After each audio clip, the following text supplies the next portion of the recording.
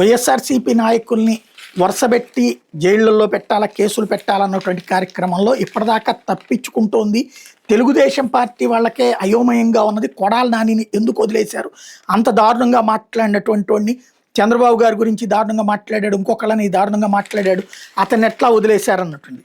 అట్లా వదిలే ఉద్దేశం మాకేమీ లేదని చెప్తోంది ప్రభుత్వం. తాజాగా చూసుకుంటున్నప్పుడు ఏదైతే రీసెంట్గా ఇచ్చినటువంటి దాంట్లో కొడాలి నానికి ఇప్పుడు ప్రాసిక్యూషన్కి అనుమతి ఇచ్చింది. వైకాపాయంలో గ్రామ పంచాయతీ ఎన్నికల సందర్భంగా నాటి రాష్ట్ర ఎన్నికల కమిషనర్ నిమ్మగడ్డ రమేష్ కుమార్పై అప్పటి ప్రతిపక్ష నేత ప్రస్తుత ముఖ్యమంత్రి చంద్రబాబు మీద అత్యంత దారుణమైన వ్యాఖ్యలు చేసిన కేసులో కొడాలి నాని మీద ప్రాసిక్యూషన్కి రాష్ట్ర ప్రభుత్వం అనుమతి ఇచ్చింది.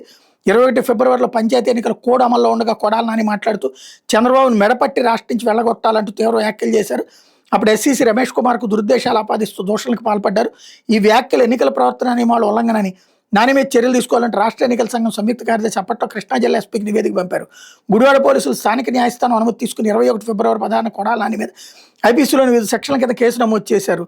అప్పట్లో కొడాలి నాని పౌర సరఫరాల శాఖ మంత్రిగా పదవిలో ఉన్నందున ఆయన మీద నమోదైన కేసు న్యాయస్థానం విచారించంటే ప్రాసిక్యూషన్ అనుమతి తప్పనిసరి. ప్రభుత్వం దీన్ని మంజూరు చేయకపోతే పోలీసులు అభియోగ పత్రం దాఖలు చేసిన కోర్టు ఆ కేసును విచారణ స్వీకరించదు. ఈ నేపథ్యంలో కృష్ణా జిల్లా కలెక్టర్ నుంచి అందిన ప్రతిపాదన మేరకు కేసు రికార్డులు నిశ్చితంగా పరిశీలించిన ప్రభుత్వం నాని మీద నమోదైన కేసుకు సంబంధించిన ప్రాథమిక ఆధారాలు ఉన్నాయని నిర్ధారించింది. న్యాయస్థానంలో విచారణ వేగవంతమయ్యేందుకు వీలుగా ప్రాసిక్యూషన్కి అనుమతి ఇచ్చింది. ఈ మేరకు హోంశాఖ ముఖ్య కార్యదర్శి కుమార్ విశ్వజిత్ గురువారం ఉత్తర్వులు జారీ చేశారు.